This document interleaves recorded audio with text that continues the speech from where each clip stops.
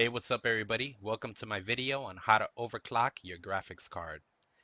Now, I'm currently rocking a GeForce GTX 980 Ti, driver version 368.81. And as far as a cooler for my CPU, I have a GTX H100i.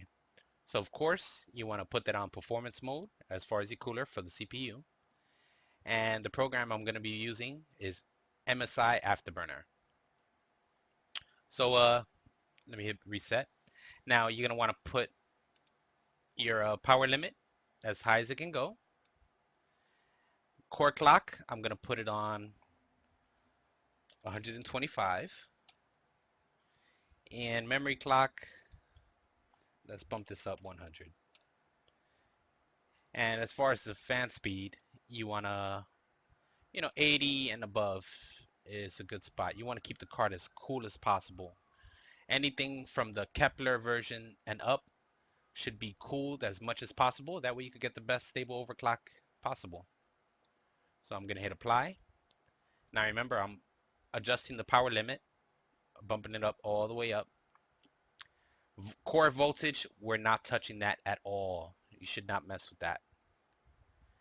And core clock 125, memory clock at 100, and fan speed for this run, we're going to be putting it at 100%.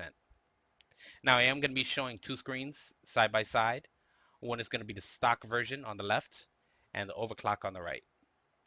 The game we're going to be using is going to be Middle-earth, Shadow of Mordor. And let's go ahead and jump into the benchmark and see how this performs. Let's see if there's a difference in the frames. Be right back.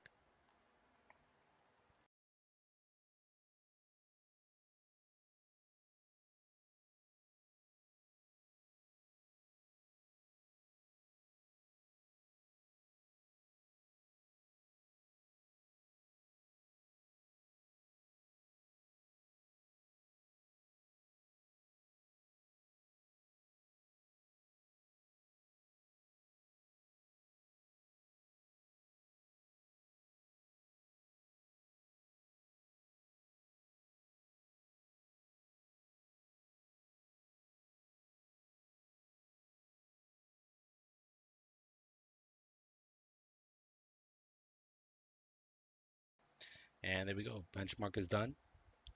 As you can see, I got an increase of 13 frames. Average frames isn't going to change because mine is a 120 hertz monitor, but there you go.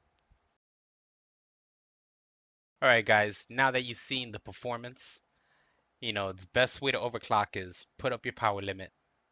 Never mess with the core voltage. In core clock, whenever I'm testing it out or I get a new card, I tend to bump it up like 100. You do it by baby steps. If you run the benchmark or you play a game and everything's good, you don't get any artifacts, you don't get any crashing with the drivers, or your game doesn't crash at all, try bumping it up another 10, another 15, another 20 points. Once everything is stable on the core clock, then you start messing with the memory clock. With the memory clock, I would always advise, start off with 100. If 100 is too much and you start getting artifacts or crashing, like I said, knock it down. Try to see where it's the most stable. And of course, always have your fan speeds pretty high, because you want to keep the card cool. The cooler the card is, the better overclock you're going to get. And of course, be safe. If you guys like the video, hit that like button and subscribe for future content. Be safe, guys.